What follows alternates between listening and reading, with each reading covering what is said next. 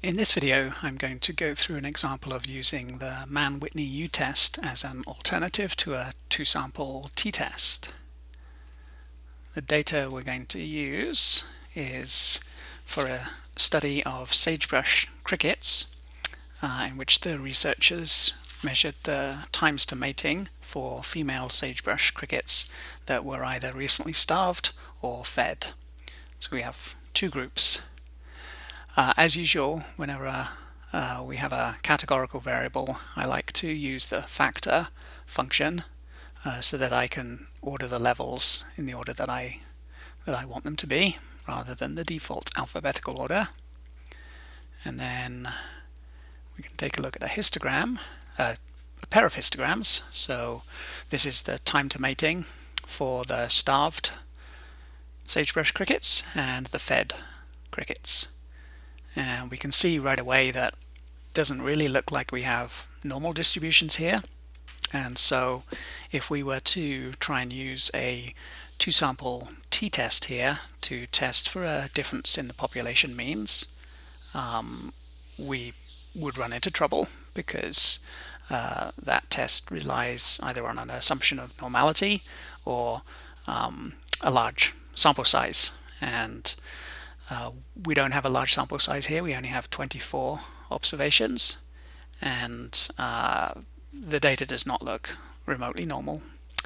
And so one possible remedy here is there may be a transformation of time to mating that we could apply, and that might satisfy the normality assumption better.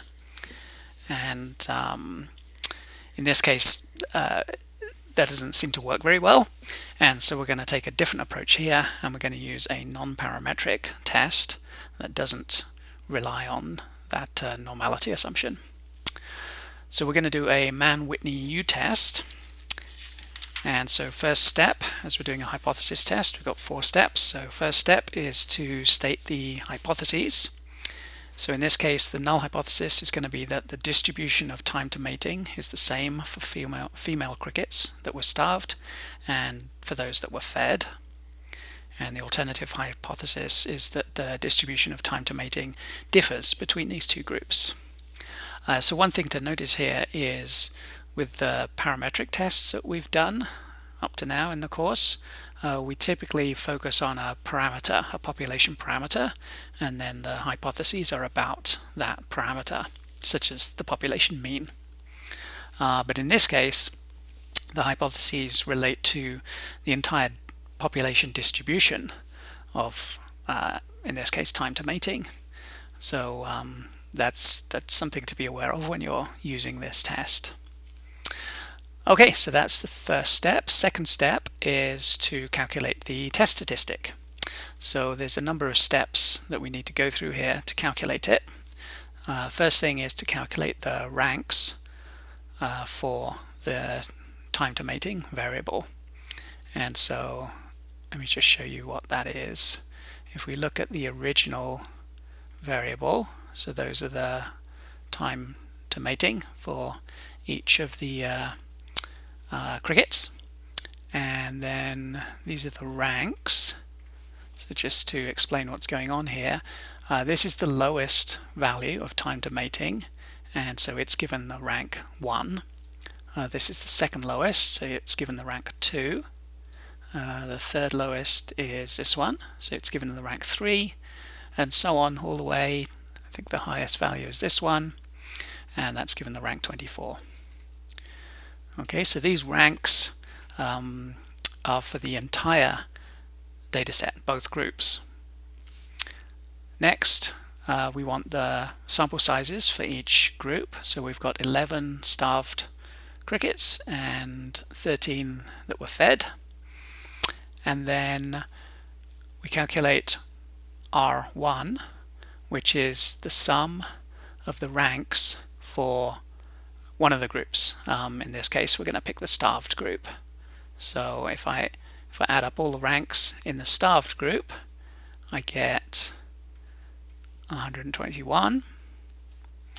And then I calculate U1, which is given by this formula.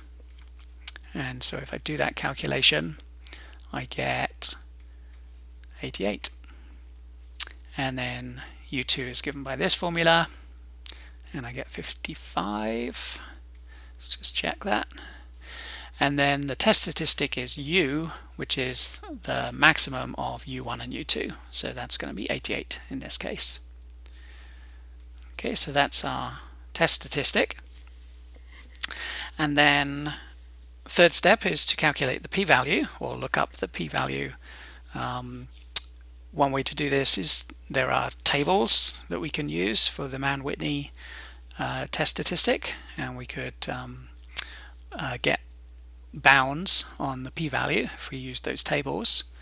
But I prefer to do one of two things. We can either use this function here, and that will give us a p-value,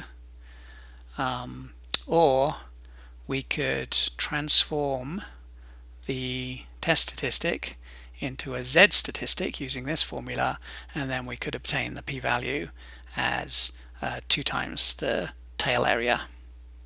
So let's do that first. So this using the z test statistic, that's only applicable if the sample sizes are large enough.